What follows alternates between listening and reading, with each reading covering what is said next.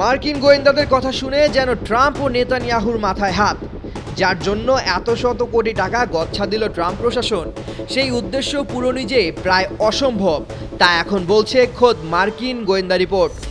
টানা 2 সপ্তাহ ধরে যুক্তরাষ্ট্র ও ইসরায়েলের ইতিহাসের অন্যতম ভয়াবহ বোমাবর্ষণ, আকাশ প্রতিরক্ষা ব্যবস্থা ও পারমাণবিক স্থাপনায় হামলা এবং সর্বোচ্চ নেতা আয়াতুল্লাহ আলী খামেনি সহ শীর্ষ আইআরজিসি কমান্ডারদের হত্যার পরও ইরানের শাসন ব্যবস্থা এখনও সম্পূর্ণ সুসংগঠিত।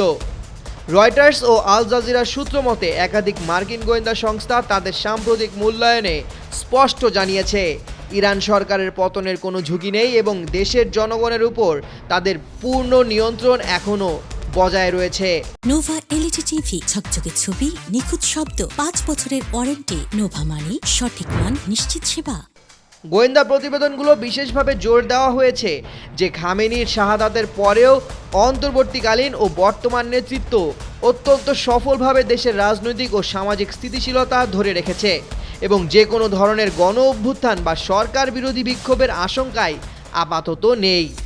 আকাশচুম্বী জ্বালানির দাম ও চরম রাজনৈতিক চাপে পিষ্ট প্রেসিডেন্ট ট্রাম্প তাই এখন এই অন্তহীন সামরিক অভিযান শিগগিরই শেষ করার সম্মানজনক পথ খুঁজছেন। গত 28 ফেব্রুয়ারি প্রথম দিনের হামলায় খামেনির শাহাদাতের পর তার ছেলে মোজতবা খামেনিকে নতুন সর্বোচ্চ নেতা হিসেবে ঘোষণা করে ইরানের ধর্মীয় নেতৃত্ব প্রমাণ করেছে তাদের অভ্যন্তরীণ সংহতি নষ্ট করা ওয়াশিংটন বা তেল আবিবের পক্ষে সম্ভব নয়। খোদ একজন জ্যেষ্ঠ ইসরায়েলি কর্মকর্তাও রয়টার্সের কাছে স্বীকার করতে বাধ্য হয়েছেন যে কেবল বিমান হামলা চালিয়ে ইরানের সরকার পতন নিশ্চিত করা যাবে না। মরিয়া হয়ে ট্রাম্প প্রশাসন প্রতিবেশী ইরাকে অবস্থানরত ইরানি কুর্দি বিদ্রোহীদের ব্যবহার করার কথা ভেবেছিল, কিন্তু মার্কিন গোয়েন্দারাই সাফ জানিয়ে দিয়েছে ইরানি বাহিনীর বিরুদ্ধে দীর্ঘস্থায়ী লড়াই চালানোর মতো পর্যাপ্ত অস্ত্র বা জনবল এই বিদ্রোহীদের নেই। বিশ্লেষকদের মতে কেবল বিপুল ব্যয়ের সামরিক অভিযান দিয়ে একটি সুসংগঠিত রাষ্ট্র কাঠামো পতন ঘটানো যায় না।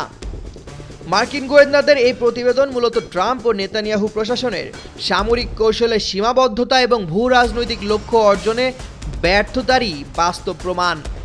সামিউল জয়, 21 টেলিভিশন।